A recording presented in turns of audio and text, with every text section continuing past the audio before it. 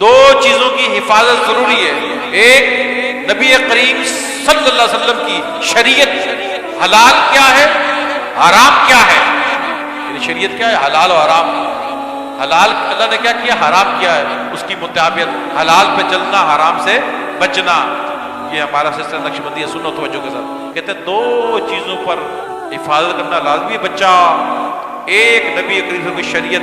آج جو لوگ مرید بنے وہ بھی سن لیں غور سے کہ شریعت پر عمل، حلال پر چلنا، حرام سے بچنا، یہ شریعت ہے.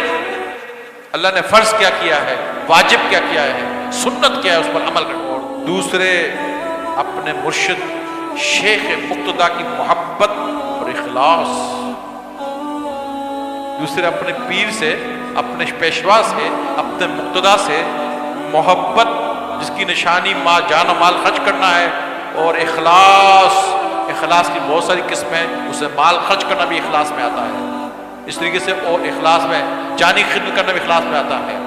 خلوص نیت کے ساتھ بیٹھنا، صرف اللہ کی خاطر بیٹھنا، یہ بھی اخلاص میں آتا ہے. اخلاص کی بہت سی قسمیں ہیں. فرمایا محبت اور اخلاص، کس سے؟ اپنے پیر سے، اپنے شیخ سے، اپنے پیشوا سے، اپنے مقتدی سے محبت کرنا اور حضور اسلام کی شریعت پر عمل کرنا. ان دو چیزوں کی حفاظت لازمی و ضروری ہے. ان دو چیزوں کے ساتھ اور جو کچھ دیں سب نعمت ہی نعمت ہے. اب حال مل گیا، کشف مل گیا، باطنی نظر مل گئی، کوئی کرامت مل گئی، جو کچھ مل گیا بولا نعمت ہی نعمت ہے. یہ دو چیزیں تیرے میں ہونی لازمی ہے. یہ دو چیزیں ہیں لازمی ہیں. اور کے ساتھ اگر کچھ اور بھی دے دیں تو نعمت ہی نعمت ہے. اور اگر کچھ بھی نہ دیں لیکن یہ دو چیزیں راسخ اور مضبوط ہوں تو بچہ پھر غم نہ کرنا. اور اس کے ساتھ کچھ بھی تجھے نہ دیں لیکن دو چیزیں مرتے دم تک تیرے ساتھ ہی ہوں، شریعت پر عمل اور مرشد کی محبت، تو بچہ غم نہ کرنا. کیا کہتے ہیں؟ مزہ ہی نہیں آ رہا. غم نہ کرنا. آخر ایک دن دے دیں گے. پریشان ہو گئے کیا کہہ رہے ہیں؟ تو صبر تو کر، آخر ایک دن دے دیں گے. یہ دو چیزیں تیرے پاس ہوں گی، آخر ایک دن کیا کریں گے؟ دے دیں گے.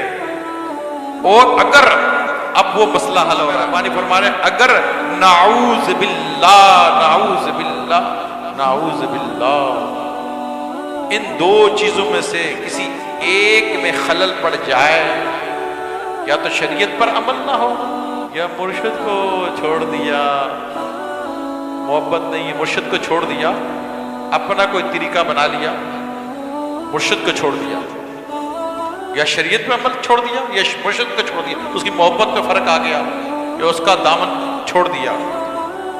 اور احوال اور ازواج بھی بدستور اپنے حال پر رہیں، یعنی مرشد کو چھوڑ دیا ہے یا شریعت پر عمل نہیں ہے، دونوں میں خلل ہے یا کسی ایک میں خلل ہے. پھر بھی کچھ کیفیات ہیں، احوال ہیں، کیفیات لوگ کہہ رہے ہیں یار پھر اس سے یہ کیوں کام کیوں ہو رہا ہے، فلانا مسئلہ میرا حل ہو گیا، یہ ہو گیا، ذکر کی مجھے کیفیت لگی ہے، کچھ نہ کچھ حال اور ازواج کی ایسی کچھ کیفیات اس کے اندر ہیں، تو اس کو شیطان کی طرف سے سمجھنا. استدراج کیا؟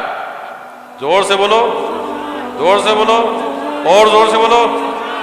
استدراج ہیں، اس کے معنی ہے شیطانی عمل، شیطان کی طرف سے.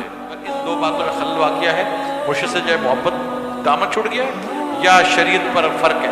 اور پھر بھی کچھ کیفیات بولے آیا میں کتنی ہے کرامتیں یا کچھ ہے یہ وہ کچھ بھی ہے، احوال ازواج کی کچھ بھی ہے، فرمایا یہ سب شیطانی عمل ہے، سب شیطان کی طرف سے. اور شیطان کی طرف سے امام ربانی فرماتے ہیں نہیں تمہیں جاننا چاہیے. کیا ہے؟ 3 دفعہ بولو. کیا کہہ رہے ہیں؟ تو شیطان کی طرف جاننا چاہیے تمہیں. امام ربانی فرما رہے ہیں جاننا چاہیے. اور اپنی آگے بات ختم ہو رہی ہے، اور اپنی خرابی اور بربادی خیال کرنا چاہیے.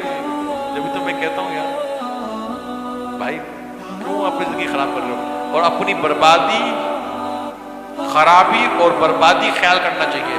ایسا شخص ہر حال میں دنیا میں زندگی میں آزما لینا، ہر حال میں برباد ہوگا اور خراب ہوگا، کیونکہ اس کو 1000 سال مجدد نے فرمایا ہے. ابو سالم تو پڑھ کے سنا رہا ہے، مکتوبات میں سنا رہا ہے، مکتوب نمبر 280 سنا رہا ہے. کسی کو شک ہو تو یہاں سے پڑھ لے، وہاں سے پڑھ لے، جا کے کہیں سے بھی پڑھ لے، پورا حصہ ہمارا دیا.